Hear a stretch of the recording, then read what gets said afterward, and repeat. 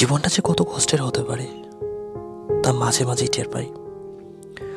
বিশেষ করে যখন মা বাবার কাছ থেকে টাকা চাই, তবে দোষটা তাদেরকে দেওয়া কখনোই ঠিক হবে না। কারণ সর্বোচ্চ চেষ্টা করেও যখন আমাদের চাহিদা মেটাতে পারে না, তখন আমাদের চেয়েও তারাই বেশি কষ্ট পায়। তাদের কমন কথা, কিছুদিন আগেই তো টাকা দিলাম, আবার কোত্থেকে দেই। ফোনের ওপাশ থেকে কান্নার আওয়াজটা হয়তো শোনা যায় না, তবে তাদের ব্যর্থতার বুকফাটা আর্তনাদটা ঠিকই অনুভব করা যায়।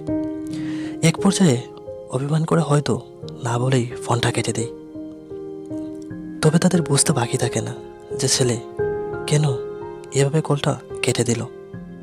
ঘণ্টাখানিক পর বিকাশ থেকে সেই পরিচিত মেসেজ পেয়ে খুশি হলেও ভাবি কোথা থেকে কেমনে দিল। যাই হোক, যেভাবে সম্ভব ম্যানেজ করে পাঠায়, কারণ তাদের সান্ত্বনা একটাই, ছেলে বিশ্ববিদ্যালয়ে পড়ে, তাই অনেক কিছু করতে টাকা লাগেই।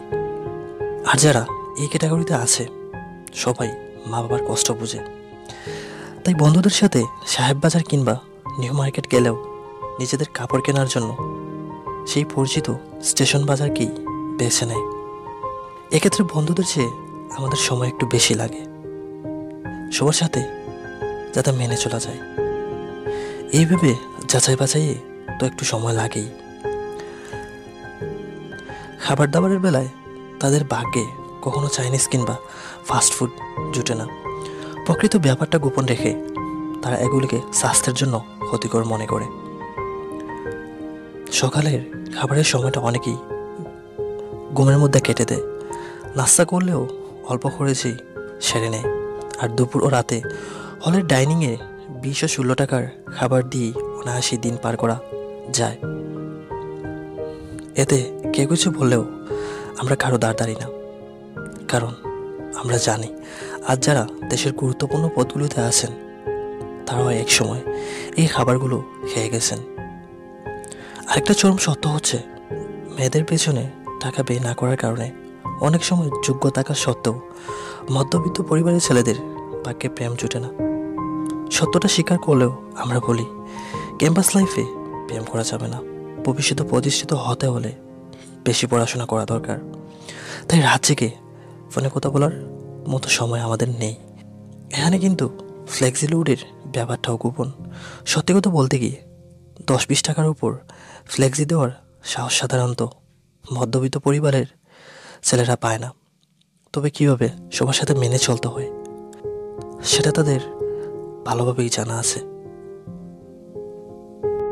ক্যাম্পাসের ওয়াইফাই সুবিধা দিয়ে তারা ইন্টারনেট ফেসবুক চালায়।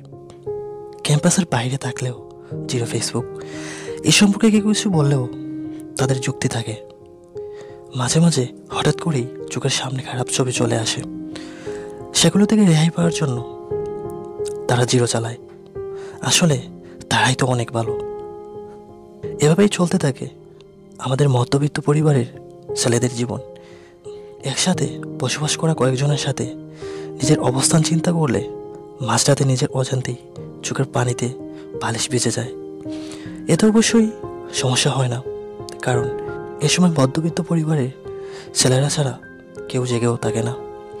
চোখের পানি মুছে তখনই শপথ নেয় জীবনে প্রতিষ্ঠিত হতে হবে, মা বাবার দুঃখ কষ্ট দূর করতে হবে, আর এই সুন্দর দেশটার জন্য কিছু করতে হবে। পূরণ হোক আমাদের মধ্যবিত্ত পরিবারের ছেলেদের এই ছোট্ট ছোট্ট আশাগুলো।